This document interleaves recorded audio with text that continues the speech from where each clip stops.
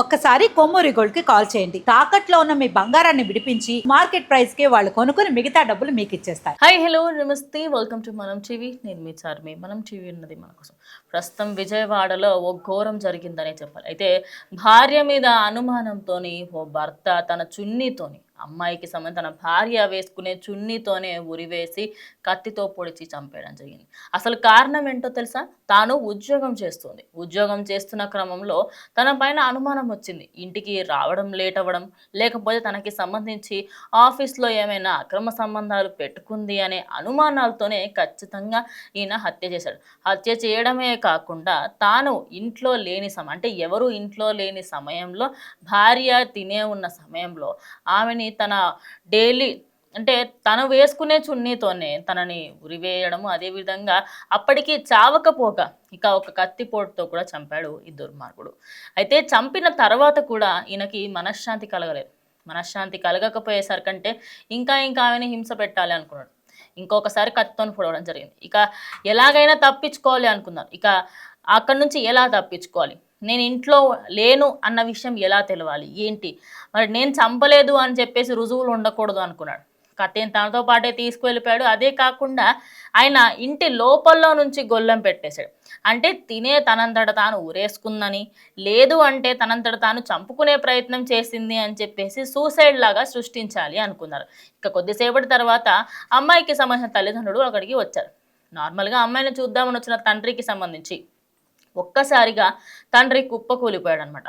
అటు నా దగ్గరలోని పోలీస్ స్టేషన్లో అయితే అమ్మాయికి సంబంధించిన తండ్రి వెళ్ళి ఫిర్యాదు చేయగా అప్పుడు పోలీసులు అక్కడికి వచ్చి పోస్ట్ మార్టంకి సంబంధించి అదేవిధంగా ఆ అమ్మాయిని ఒక్కసారి పరిశీలించగా తనకి సంబంధించి మెడ భాగంలో గట్టిగా బిగించేయడం వలనే తను ఊపిరాడక చనిపోయింది. అప్పటికి తనకి ఇంకా కొంత గొప్ప శ్వాస ఉండడం, దాని తర్వాత అప్పటికి ఈయనకి పగ తీరకపోవడం కత్తితోని పొడిచడం జరుగుతుంది. ఇక తన తల్లిదండ్రులకు సంబంధించి తిను జాబ్ చేస్తూ ఉంది. తాను ఒక పెద్ద కంపెనీలో ఒక ఉద్యోగిగా పనిచేస్తున్నప్పటికీ కూడా ఈయనకి సంబంధించి ఈయనకి ఎందుకు అనుమానం వచ్చింది ఏంటి అనే దానికి సంబంధించి ఇంకా ఎలాంటి డీటెయిల్స్ బయటకు రాలేవు.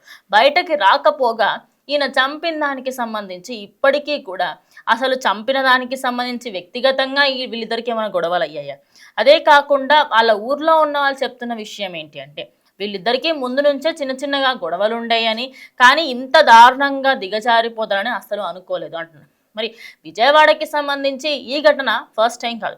అయితే వీళ్ళిద్దరి మధ్యలో సంభాషణ రోజుకి అంటే కొట్లాట వరకు వెళ్ళింది, కానీ చంపుకునేంత దారుణంగా అయితే వెళ్ళలేదు. కాబట్టి ఇంకా అంత దిగజారిపోరు అనుకున్నారు. కానీ వాళ్ళు డే బై డే ఈరోజు ఆ అమ్మాయిని చంపేసి పరారీలో ఉన్నాడు. ఇక పోలీసులు ప్రజెంట్ అయితే కేసు నమోదు చేసి ఆయన పైన ఇన్వెస్టిగేషన్ అయితే స్టార్ట్ చేయడం జరిగింది. ఇక అక్కడ దగ్గరలో ఉన్న వాళ్ళకి అడగడము, ఆయన గురించి వీళ్ళిద్దరికి సంబంధించి వాళ్ళ వ్యక్తిగత జీవితాల గురించి కూడా మాట్లాడుతూ ఉన్నారు. అయితే ఇప్పుడు అందరూ ఏంటంటే చున్నీతోని చంపాల్సిన అవసరం ఏంటి, అంత కోపం ఆమె మీద ఎందుకు ఉంది నీకు, చనిపోయిన తర్వాత కూడా ఇంకా ఎందుకు ఆమెను కత్తితోని పొడిచాడు, ఇవన్నీ డౌట్స్ వాళ్ళ పేరెంట్స్కి అదేవిధంగా ఇంకా వాళ్ళ అత్తమామ వాళ్ళకి కూడా వస్తుంది.